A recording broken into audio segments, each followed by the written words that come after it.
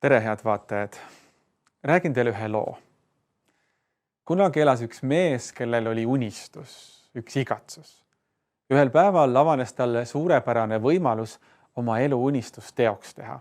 Kuid see võimalus eksisteeris lühikest aega ning tal tuli selleks ette võtta pikk teekond. Aga ta haaras võimalusest kinni ning asus teele. Oma teekonnal seatud eesmärgi poole oli ta üha rohkem põnevil oma unistuse peatse täitumise üle. Teel olles jõudis ta aga ühel hetkel ühe kiirevoolulise ja kõrgete kallastega jõeni, millest läks üle üks pikk sild. Kui ta seda silda ületama hakkas, märkas ta teiselt poolt talle vastu tulevat võõrast. Tal oli seotud ümber vöö üks nöör vähemalt 10 meetrit pikk. Temale silla peal vastu tulles hakkas see võõras nööri vöö ümber lahti harutama. Ja just sel hetkel, kui nad kohtusid, peatus see võõras ning ütles: "Vabandage, kas te oleksite nii lahke ja hoiaksite seda nööri otsa minu eest?" Ilma pikemat mõtlemata peaaegu instinktiivselt võttis mees nööri otsast kinni. "Aitäh," vastas võõras ning lisas siis: "Hoidke nüüd 2 käega kinni, korralikult." Seejärel hüppas võõras ootamatult sillalt alla. Selline ootamatu käik ehmatas mehe ära, kuid ta võttis appi kogu oma jõu, et hoida üle silla ääre hüpanud võõrast surnuks kukkumast. Ta hüüdis: "Mida te ometi teha püüate?" "Lihtsalt hoidke korralikult kinni," kõlas silla alt vastuseks. "See on küll naeruväärne," mõtles mees. Ta püüdis üle silla serva hüpanud võõrast üles tagasi tõmmata, aga tal ei olnud selleks piisavalt jõudu. "Miks sa seda tegid?" hüüdis ta meeleheitlikult. "Pea meeles," vastas võõras, "kui sa lahti lased, saan ma surma. Aga ma ei jõua sind üles tõmmata."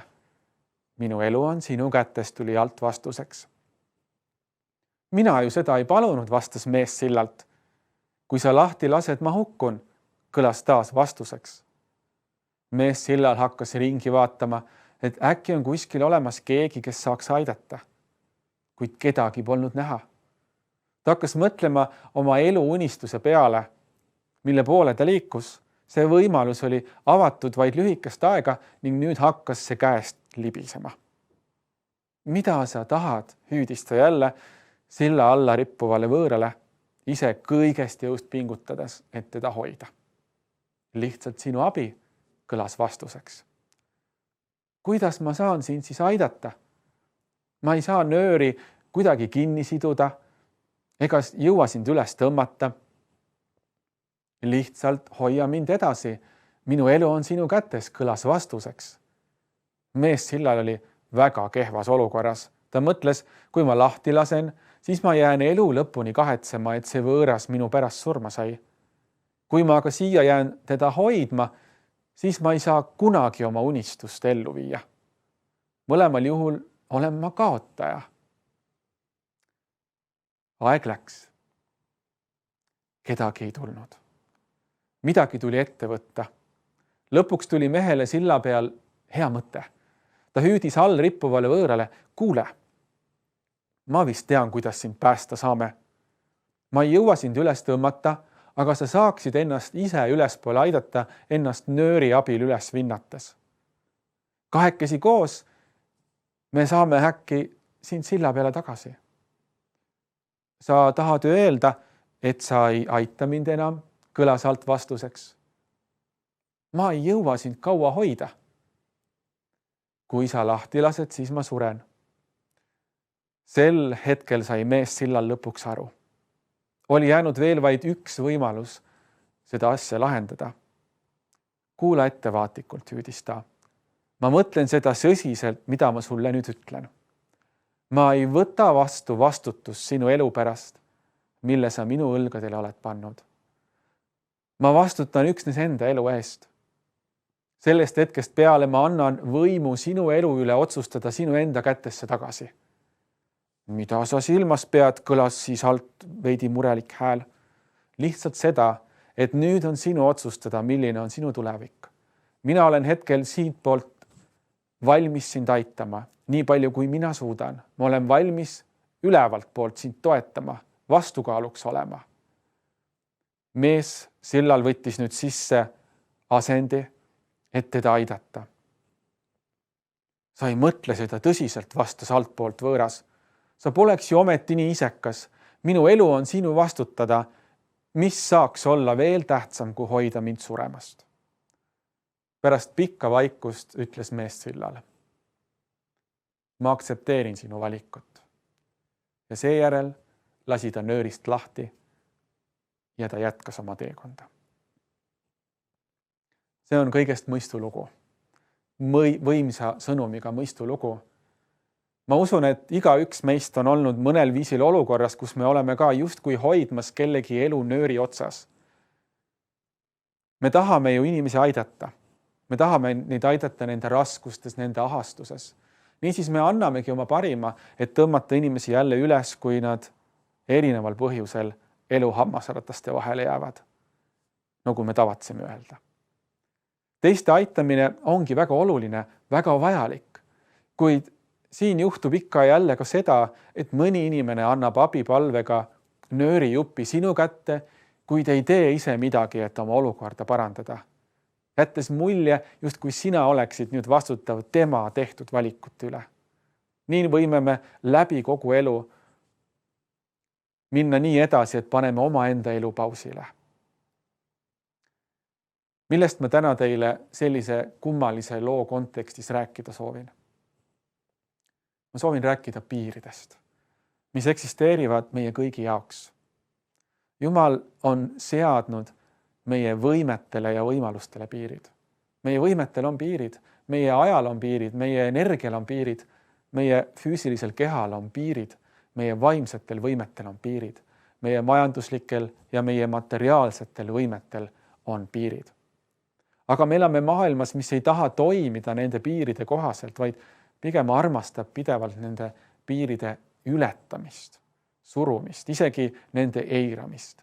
Ja see kulutab meid, see lõhub meie unistusi ja meie suhteid teiste ning ka Jumalaga. See on Jumala kingitus, et me tajuksime ja tunneksime oma olemise piire. On oluline, et me mõistaksime, et me ei pea ega saa võtta vastutust teiste inimeste otsuste üle, eriti olukordades, kus inimesed ise ei soovi ennast aidata või ise otsused oma elus muuta, vaid tahavad, et meie aitaksime, meie vastutaksime, meie teeksime. Kui me ei aktsepteeri inimlikku piiratust, mis Jumal on loonud, siis me kahjustame sellega iseennast ning oma võimekust toimida selliselt, nagu oleme loodud. Ja loomulikult selle läbi ka on meie võimekust aidata teisi. Piiride tunnetamine on väga oluline igas valdkonnas. Tööl, laste kasvatamisel, abielus, sõpruses, koguduses. Põhimõte seisneb selles, et oma piiratuse aktsepteerimine toob meie ellu ja südamesse vajaliku tasakaalu ning õnnetunde. Oma võimete piiratuse tunnetamine on sügavalt piibelik põhimõte. Alustame näiteks Aadamast ja Eevast. Nõnda nimetatud originaalne patt oli nende samade piiride eiramise tulemus. Jumal andis Aadamale ja Eevale suure vabaduse ja palju võimalusi, kuid ühe olulise piiranguga. Ma loen, ja issand Jumal keelas inimest ja ütles, kõigist aiapuudest sa võid küll süüa, aga hea ja kurja tundmise puust sa ei tohi süüa, sest päeval, mil sa sellest sööd, pead sa surema. Näete, et Jumal andis sellega vastutuse Aadama ja Eeva endi kätesse. Need piirid olid mõeldud Aadama ja Eeva heaolu kaitsmiseks, kuid nende piiride ületamine tõi kaasa suure kaotuse. Saatani eesmärk oli algusest peale ahvatleda inimest piire ületama. Ja nii jäid ka Aadam ja Eeva uskuma, et küllap on piirangud selleks, et nendelt justkui midagi head ära keelata, mitte ka selleks, et neid kaitsta. Nende kiusatus oli olla piiridest vaba, ehk olla, nagu nad arvasid, Jumal. Kuid isegi Jeesus Kristus, Jumal ise, austas piire, mis olid seatud kehtima isegi talle. Jeesust võrreldakse piiblis Pauluse poolt teadlikult Aadamaga. Selles, milles Aadam ebaõnnestus, selles Kristus õnnestus. Jeesust kiusati kõrbes 3 korda piire ületama. Talle püüdis saatan 3 korda nööri pihku pista. Jeesus oli küll Jumal, aga sündides siia patusesse maailma oli ta otsustanud saada ka inimeseks. Olla igati nagu meie, piiratud sama piiratusega nagu meie ja just seda kohta ründas ka saatan. Matteuse 4:3 me loeme ja kiusaja tuli tema juurde ja ütles talle, kui sa oled Jumala poeg, siis ütle, et need kivid saaksid leibadeks. Mis oli selle kiusatuse eesmärk? Kiusaja ütles sisuliselt, sa ei pea alluma nendele piirangutele, mis sul inimesena on. Sa oled Jumal, sa võid teha, mis sina ise tahad. Sa ei pea siin kannatama, kasuta oma võimu ja võimalusi oma eesmärgi saavutamiseks. Ja nõnda kordus sama kiusatus 3 erineval viisil, aga sisu oli ikka sama. Ära allu oma inimeseks olemise piiratusele, ära allu kehtestatud piiridele, kasuta oma väge. Ja just sel hetkel demonstreeris Jeesus tõelist väge. Väge oma inimliku piiratuse aktsepteerimise juures. Kristus tegi küll oma maise teenistuse ja imetegusid, aga ta ei teinud terveks kogu maailma rahvaid.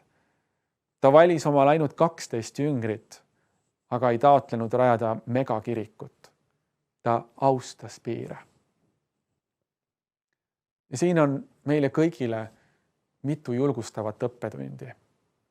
Esiteks näha omaenda piiratust, oma võimete ja võimaluste piire kui Jumala kingitust, mitte kui ebameeldivat takistust. Me ei peagi kõike suutma, kõike saama, kõike saavutama. Selles arusaamises peitub tõelise õnnelikkuse saladus. Me teeme hästi, kui me õpime hingama selles rütmis ja tempos, mis on meile Jumala poolt antud. Ja teiseks, võtkem ise vastutus oma tehtud valikute üle, mitte lükates oma valikute tagajärjed kellegi teise õlgadele, koormates sellega teiste inimeste elusid. Armastame inimestena ikka ju mõelda ja öelda, et küll riik vastutab, juhatus vastutab, keegi teine vastutab, aga ka meile jääb siiski alles oma vastutus. Oleme vahel nagu see võõras, kes sillalt alla rippudes pani kogu vastutuse kellegi teise õlgadele. Nii tundub ju lihtne, kuid ka teiste õlgadel on kandevõime. Me kõik elame piiridega maailmas. Niisiis, hea vaataja, pane piirid enda kasuks tööle. Austa neid nii enda juures kui ka teiste inimeste juures, sest isegi Jumal, Jeesus Kristus, austas neid maa peal kõndides ja austab neid ka praegu.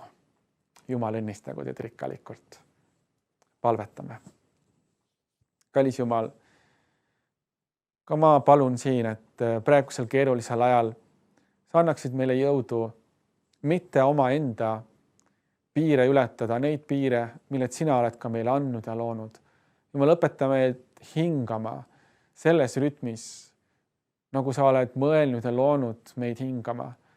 Õpeta meid tegutsema selles rütmis, nagu sa oled mõelnud ja loonud meid tegutsema. Anna meile kannatlikku meelt ja head toetavat vaimu. Jumal, et me ei paneks ka kellegi teise õlgadele suuremat koormat, kui me isegi tahaksime kanda. Jumal, õpeta meid ka austama neid piire, mis Jumal ise on seadnud, nii nagu Jumal ise on neid austanud. Mitte taotledes suuremat kui meie ise, vaid olles rahul ja tänulikud sellest, mida Jumal sina oled andnud. Seda me palume üheskoos Jeesuse Kristuse nimel. Aamen. Ilusat päeva jätku teile.